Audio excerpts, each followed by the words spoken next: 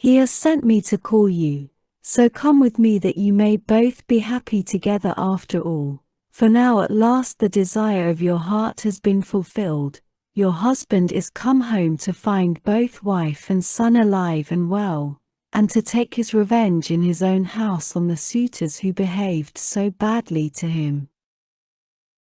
"My dear nurse," said Penelope, "do not exult too confidently over all this. You know how delighted everyone would be to see Ulysses come home, more particularly myself, and the son who has been born to both of us, but what you tell me cannot be really true. It is some god who is angry with the suitors for their great wickedness, and has made an end of them, for they respected no man in the whole world, neither rich nor poor, who came near them, and they have come to a bad end in consequence of their iniquity. Ulysses is dead far away from the Achaean land. He will never return home again." Then nurse Euryclea said, "My child, what are you talking about? But you are all hard of belief and have made up your mind that your husband is never coming, although he is in the house and by his own fireside at this very moment. Besides, I can give you another proof. When I was washing him I perceived the scar which the wild boar gave him, and I wanted to tell you about it, but in his wisdom he would not let me, and clapped his hands over my mouth. So come with me and I will make this bargain with you. If I am deceiving you, you may have me killed by the most cruel death you can think of." "My dear nurse," said Penelope, "however wise you may be, you can hardly fathom the counsels of the gods. Nevertheless, we will go in search of my son, that I may see the corpses of the suitors, and the man who has killed them." On this she came down from her upper room, and while doing so she considered whether she should keep at a distance from her husband and question him, or whether she should at once go up to him and embrace him. When, however, she had crossed the stone floor of the cloister, she sat down opposite Ulysses by the fire, against the wall at right angles, 180, to that by which she had entered, while Ulysses sat near one of the bearing posts, looking upon the ground, and waiting to see what his brave wife would say to him when she saw him. For a long time she sat silent and as one lost in amazement. At one moment she looked him full in the face, but then again directly. She was misled by his shabby clothes and failed to recognize him. 181, till Telemachus began to reproach her and said, "Mother, but you are so hard that I cannot call you by such a name. Why do you keep away from my father in this way? Why do you not sit by his side and begin talking to him and asking him questions?" No other woman could bear to keep away from her husband when he had come back to her after 20 years of absence, and after having gone through so much, but your heart always was as hard as a stone. Penelope answered, "My son, I am so lost in astonishment that I can find no words in which either to ask questions or to answer them. I cannot even look him straight in the face. Still, if he really is Ulysses come back to his own home again, we shall get to understand one another better by and by, for there are tokens with which we two are alone acquainted, and which are hidden from all others." Ulysses smiled at this, and said to Telemachus, "Let your mother put me to any proof she likes, she will make up her mind about it presently. She rejects me for the moment and believes me to be somebody else, because I am covered with dirt and have such bad clothes on. Let us, however, consider what we had better do next. When one man has killed another, even though he was not one who would leave many friends to take up his quarrel, the man who has killed him must still say goodbye to his friends and fly the country, whereas we have been killing the stay of a whole town, and all the picked youth of Ithaca. I would have you consider this matter. Look to it yourself, father, answered Telemachus, for they say you are the wisest counselor in the world, and that there is no other mortal man who can compare with you. We will follow you with right goodwill, nor shall you find us fail you in so far as our strength holds out. I will say what I think will be best, answered Ulysses. First wash and put your shirts on, tell the maids also to go to their own room and dress. Phemius shall then strike up a dance tune on his lyre, so that if people outside hear, or any of the neighbors, or someone going along the street happens to notice it, they may think there is a wedding in the house, and no rumors about the death of the suitors will get about in the town, before we can escape to the woods upon my own land. Once there, we will settle which of the courses heaven vouchsafes us shall seem wisest. Thus did he speak, and they did even as he had said.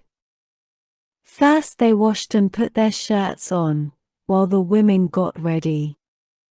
Then Phemius took his lyre and set them all longing for sweet song and stately dance. The house re-echoed with the sound of men and women dancing, and the people outside said, I suppose the queen has been getting married at last. She ought to be ashamed of herself for not continuing to protect her husband's property until he comes home. 182. This was what they said, but they did not know what it was that had been happening. The upper servant Eurynome washed and anointed Ulysses in his own house and gave him a shirt and cloak, while Minerva made him look taller and stronger than before. She also made the hair grow thick on the top of his head, and flow down in curls like hyacinth blossoms. She glorified him about the head and shoulders just as a skillful workman who has studied art of all kinds under Vulcan or Minerva, and his work is full of beauty, enriches a piece of silver plate by gilding it. He came from the bath looking like one of the immortals, and sat down opposite his wife on the seat he had left. My dear, said he, heaven has endowed you with a heart more unyielding than woman ever yet had. No other woman could bear to keep away from her husband when he had come back to her after 20 years of absence, and after having gone through so much. But come, nurse, get a bed ready for me, I will sleep alone, for this woman has a heart as hard as iron. My dear, answered Penelope, I have no wish to set myself up, nor to depreciate you, but I am not struck by your appearance, for I very well remember what kind of a man you were when you set sail from Ithaca.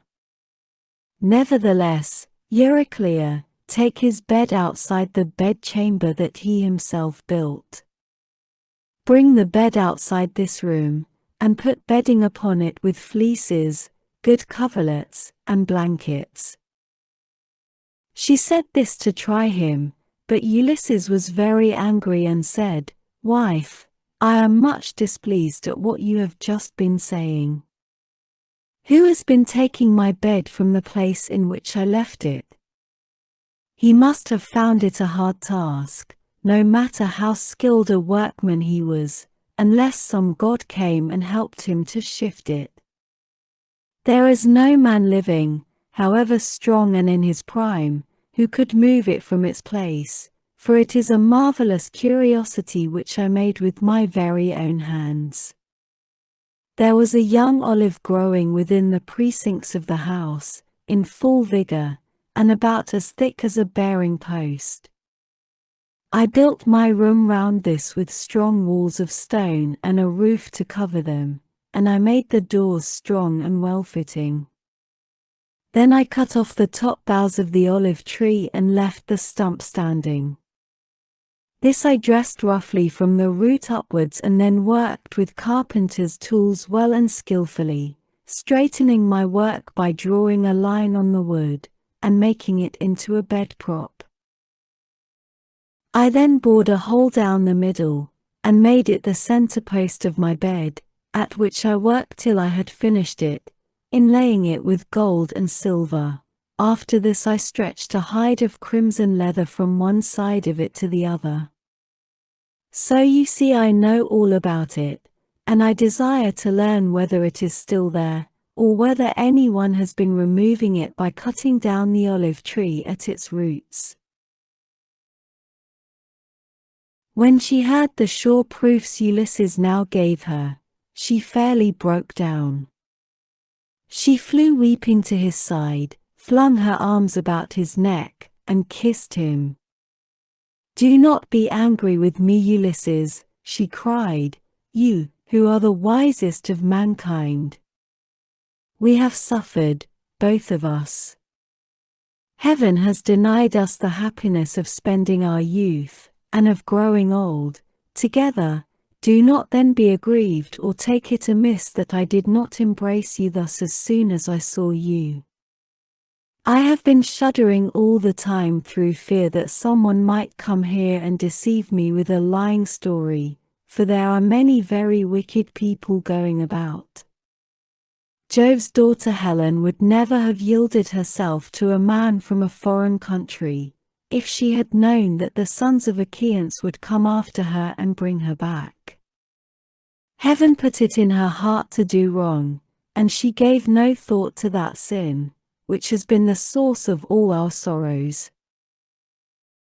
Now, however, that you have convinced me by showing that you know all about our bed, which no human being has ever seen but you and I and a single maidservant, the daughter of Actor, who was given me by my father on my marriage, and who keeps the doors of our room, hard of belief though I have been, I can mistrust no longer." Then Ulysses in his turn melted, and wept as he clasped his dear and faithful wife to his bosom.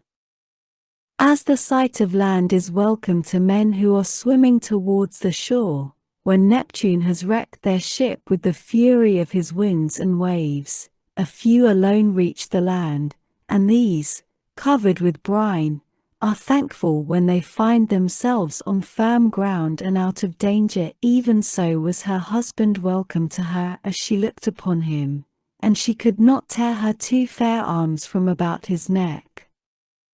Indeed they would have gone on indulging their sorrow till rosy-fingered morn appeared, had not Minerva determined otherwise, and held night back in the far west, while she would not suffer dawn to leave Oceanus, nor to yoke the two steeds Lampus and Phaeton that bear her onward to break the day upon mankind. At last, however, Ulysses said, "Wife, we have not yet reached the end of our troubles. I have an unknown amount of toil still to undergo. It is long and difficult, but I must go through with it, for thus the shade of Tiresias prophesied concerning me, on the day when I went down into Hades to ask about my return and that of my companions. But now let us go to bed, that we may lie down and enjoy the blessed boon of sleep." "You shall go to bed as soon as you please," replied Penelope, "now that the gods have sent you home to your own good house and to your country.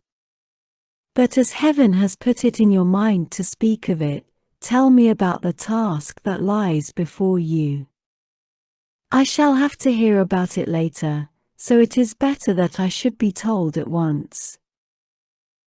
"My dear," answered Ulysses, "why should you press me to tell you? Still, I will not conceal it from you, though you will not like it. I do not like it myself, for Tiresias bade me travel far and wide, carrying an oar, till I came to a country where the people have never heard of the sea, and do not even mix salt with their food. They know nothing about ships, nor oars that are as the wings of a ship. He gave me this certain token which I will not hide from you.